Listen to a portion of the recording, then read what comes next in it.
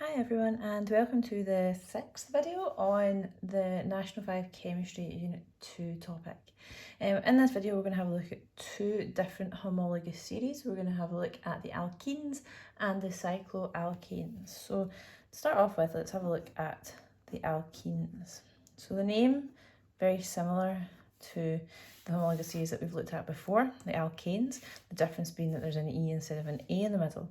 Now the alkenes are different to the alkanes in that they have a carbon-to-carbon double bond. So alkenes contain at least one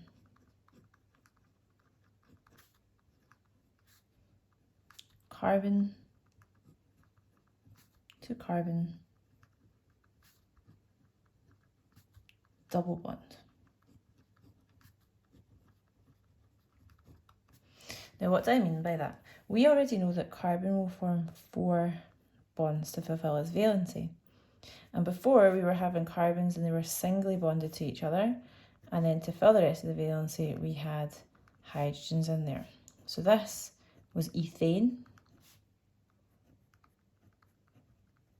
a member of the alkane homologous series, and if we remember, eth means that there are 2 carbons, ane means that it's a member of the alkane family. If I were to convert this into an alkene, I would still have my 2 carbons. So if it was ethene that I'm looking at, I'd have 2 carbons, but this time I'd have a second bond in between them. Now that double bond means that this carbon has 2 bonds already. It needs 2 more to fulfill its valency. This carbon also has 2 bonds. It needs 2 more to fulfill its valency. And so we end up with something that looks like this. And this is ethene. The difference between the two, very, very subtle in the name. Now, if we had to look at this, we've looked at these molecular models before. And if we were to have a look at the molecular model and how that would look, I'm going to use slightly longer bonds here so that they can bend, but my 2 carbons would have 2 bonds between the same carbons. And then the rest of the valency would be filled in with smaller bonds here with hydrogens. And this is ethene. So we have a double bond here. The double bond is really important. It allows alkenes to undergo different reactions, and we'll be looking at them in a future video. But allows them to undergo reactions that the alkanes can't. So you can see I've got my 2 bonds in between these, and the other 2 for each carbon are fulfilled here, looking at these hydrogen atoms. So these are alkenes. Ethene is the first member of this homologous series, because if I'm saying alkenes contain at least 1 carbon-to-carbon double bond, I need to have a minimum of 2 carbons in my chain. So here we have ethene. If I were to have propene, again, what I would be doing is I'd be saying prop means 3 carbons. I'm going to have a double bond. Now in this instance, we are only going to be looking at molecules that have 1 double bond. So I'm not making this a double bond as well. I'm just going to have 1 here. And then I'm going to go around and say this needs 2 more. This carbon in the middle has 1, 2, 3 bonds already. It needs 1 more. This has 1 bond already. So we fill all its valencies. And we end up with this. So this here would be propene. Quite straightforward just now. Gets a little bit trickier when I have a look at 4 carbons or more. So if I just put a chain of 4 carbons, remember this is how we always start off drawing any of our structures. We have our carbons, and if I have 4 carbons, then it starts with bute. So the start of this would be bute. And I want to make this an alkene. So let's say I put this here. So that's my double bond. And I go around and I fill in all of my valencies to make sure that every carbon has 4 bonds. Now it looks like there's a gap here, but there's not, because this carbon has 1, 2, 3, 4 bonds. It can't have another one down there. So you have to be very careful you're not adding in any extra hydrogens. If I were to fill these in, there's what I would assume would be butane. However,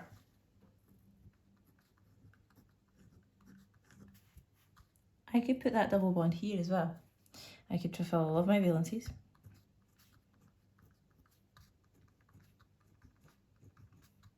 Again, it looks like there's gaps in the middle, but there's not because of the double bond. This would also be butene.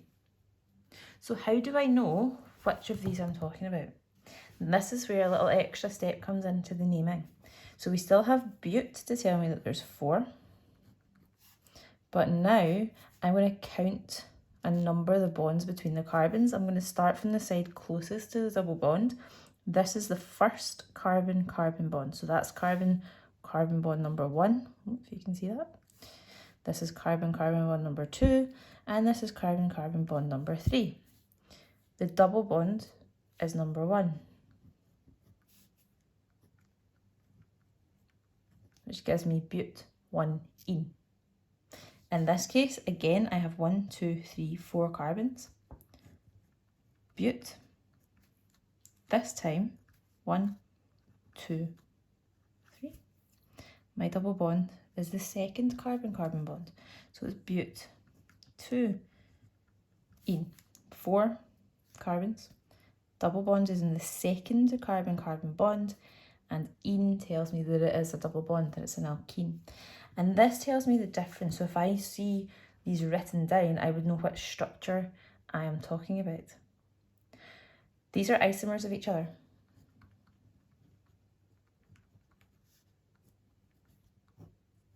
And remember we said about isomers means they have all of the same components, so they have the same chemical formula, but they have a different structural formula. Okay? And if we have a look here, ethene, let's look at its molecular formula or chemical formula, is C2H4. Propane here is C3H6. And butene, C4H8.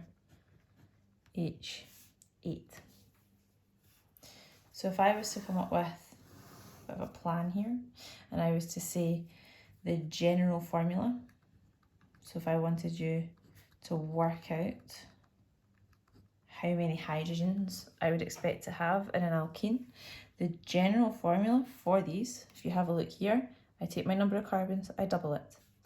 I take my number of carbons, I double it. I take my number of carbons, I double it. So my general formula is CnH2n.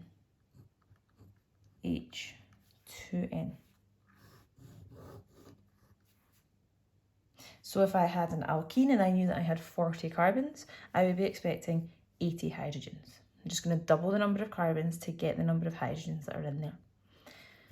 Now, these can get a little bit more complicated when we start adding branches into them, which we did with the alkanes already. Now, my naming system is the same. You just have to think of your priorities now. So let's have a look at 3,4-dimethyl hex 1-ene. Let's do that. 3,4-dimethyl hex 1-ene. Put a slightly more complicated one for us to have a look in here. My first step, I'm going to have a look and think what my parent alkene is. And that's here, hexene. 6 carbons. 1, 2, 3, 4, 5, and 6. Hex 1-ene tells me that that first carbon-carbon bond is a double bond. And then I can start thinking about where all the rest of my bonds are. So I'm giving this 4, that makes 4, and then the rest of these the same as when we had our alkane chains. And I see here 3,4-dimethyl. So on carbon number 3, 1, 2, 3, always numbering closest to your double bond, 1, 2, 3.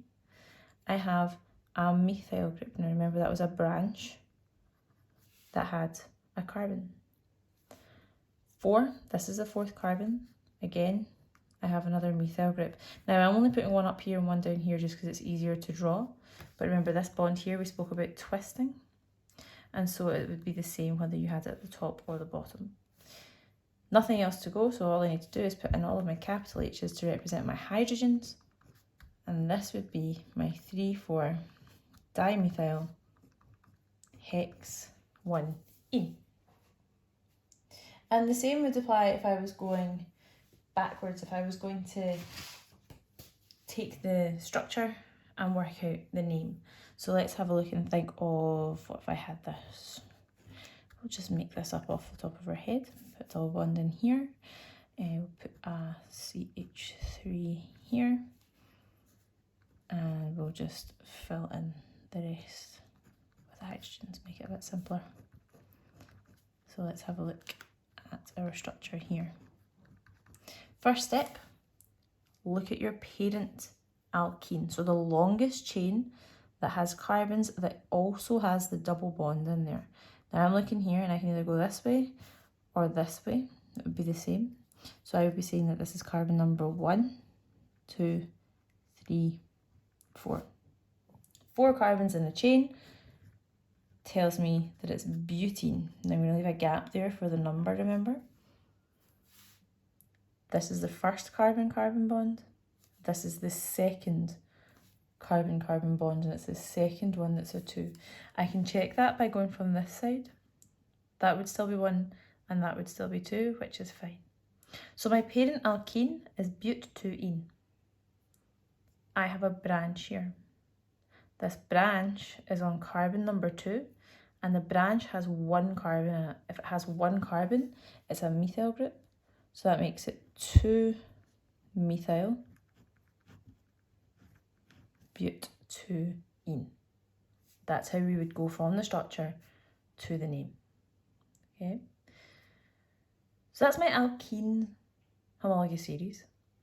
But as well as being able to change the position of the double bond to find an isomer, there's another homologous series that's an isomer of the alkenes. And these are things called the Cyclo Alkanes. And there's not an awful lot to know about these at the moment. It's just that they exist in a ring-like structure. So the first member of this group is this here.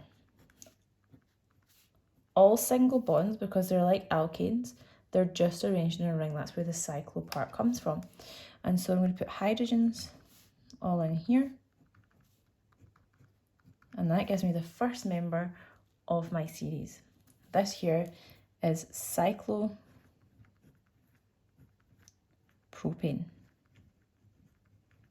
Cyclopropane. So cyclic, and it has 1, 2, 3 carbons. So prop means 3. Ane tells me it's all single bonds like an alkane, and the cyclo tells me that it's in a ring-like structure. C3H6. Cyclobutane.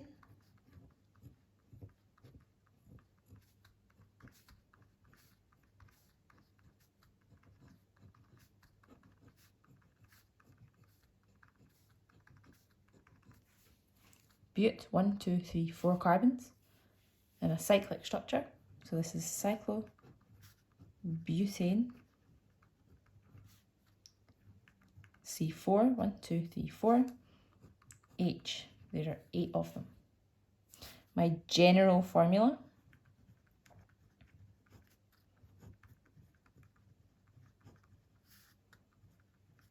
CN